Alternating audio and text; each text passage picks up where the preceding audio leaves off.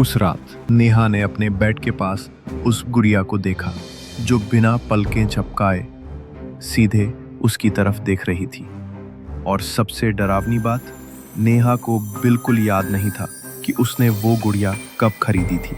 नेहा 24 साल की, एक फ्रीलांस डिजाइनर, रात भर काम करती, दिन भर सोती। ज्यादा दोस्त नहीं थे उसके।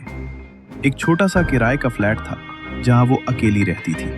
उसके कमरे में एक शेल्फ था जहां वो अपने छोटे मोटे कलेक्शबल्स रखती थी, पुरानी घड़ियां, आर्ट पीसेस और हाँ, एक छोटी सी पोर्सलिन की गुड़िया भी। सफेद ड्रेस, काले बटन जैसी आंखें और चेहरे पर एक अजीब सी मुस्कान। नेहा के लिए वो बस एक डेकोरेशन थी, लेकिन वो गुड़िया हर रात थोड़ी और पास आ जाती थी। पहली बार नेहा को शक तब हुआ जब उसने एक दिन शेल्फ की धूल साफ की। गुड़िया कोने में थी। अगली सुबह गुड़िया उसकी साइड टेबल पर थी।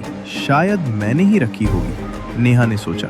लेकिन फिर अगली रात गुड़िया उसके तकिए के एकदम पास थी, आंखें सीधी उसकी आंखों में। नेहा का दिल जोर से धड़कने लगा।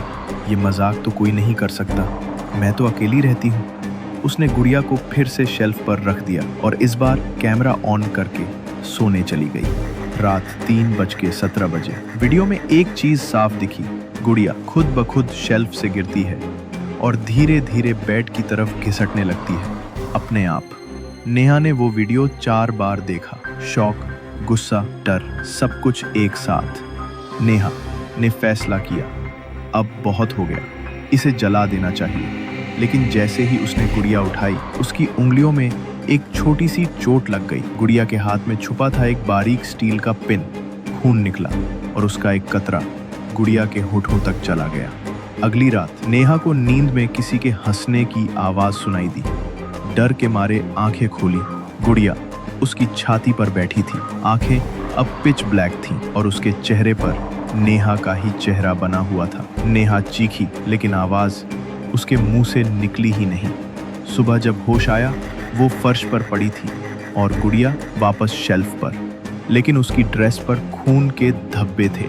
उस घटना के बाद नेहा कहाँ गई किसी को नहीं पता। फ्लैट खाली मिला और वहाँ सिर्फ एक चीज रह गई थी, वो गुड़िया। और जो भी उस फ्लैट में आता है उसे लगता है कोई पूरी रात उसकी नींद को घूर रहा है। आप भी सोच रहे होंगे ना, एक गुड़िया इतना सब कुछ कैसे कर सकती है। आपके कमरे में कोई पुराना खिलौना है, आज रात सोने से पहले देख लेना, कहीं वो भी आपको घूर तो नहीं रहा।